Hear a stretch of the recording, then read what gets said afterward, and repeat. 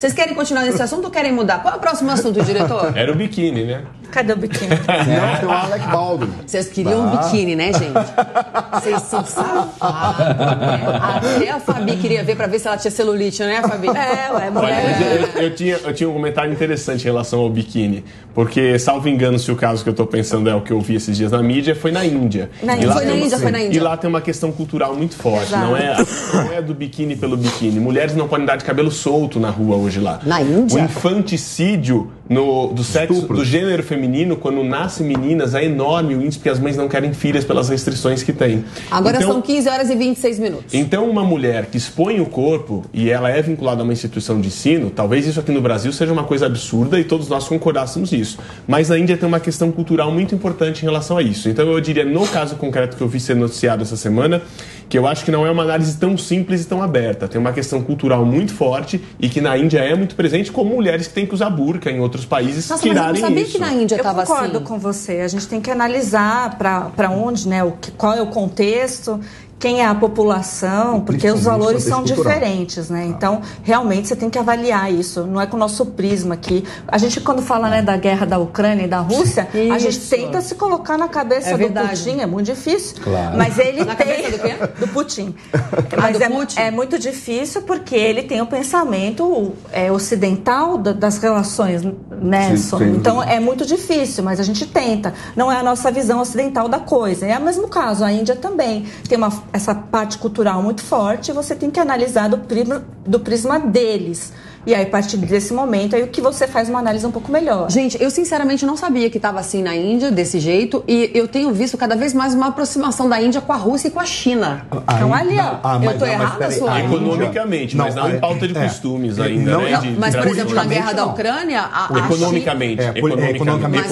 Mas na guerra da Ucrânia, além do Brasil, a China e a Índia não se contrapuseram. Gente, tá faltando as palavras pra mim. Essa Covid acabou comigo. É o BRICS, é a questão do BRICS que ainda fala muito forte. Detalhe. O BRICS, ele tenta ser um bloco e tem aproximações econômicas, mas na questão política, a Índia está mais pró-Ocidente.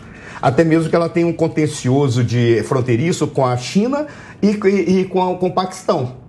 Né? Tem problema, que também estão se aliando bastante à Rússia. Agora, né? a Índia, ela está mais pro Ocidente. O problema da Índia, sabe qual é? Ela tem lá um Brasil... É enorme, né? Extremamente desenvolvido. E ela tem mais de 1 bilhão de habitantes que estão na situação de maior pobreza. Que tipo a África, né? Não, que ainda cultuam aquele tipo de cultura em que, por exemplo, a cultura do estupro. Lá existe cultura do estupro. Sim. Muito recentemente, o primeiro-ministro deu indulto para 11 estupradores.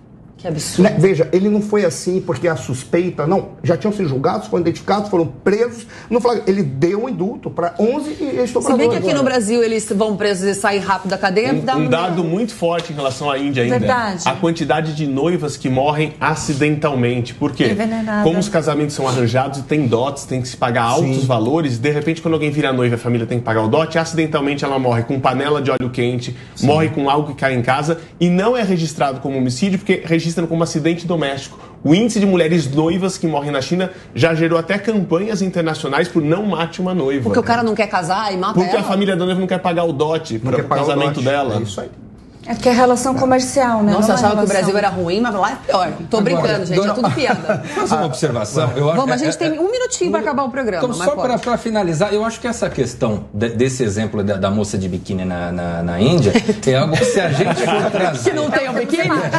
A gente for trazer para nossa realidade do Brasil, eu acho que deve estar acontecendo já hoje em dia, e não são poucos, acredito eu, casos onde a determinada exposição que o empregado, que o funcionário tenha nas redes sociais, seja com biquíni, ou seja até por preferência política, ou algum tipo de outra forma de exposição, pode estar redundando sim em demissão, em situações como essa. Eu vejo que hoje em dia, especialmente com as redes sociais, todo mundo fica cada vez mais aberto, exposto no seu dia a dia, né?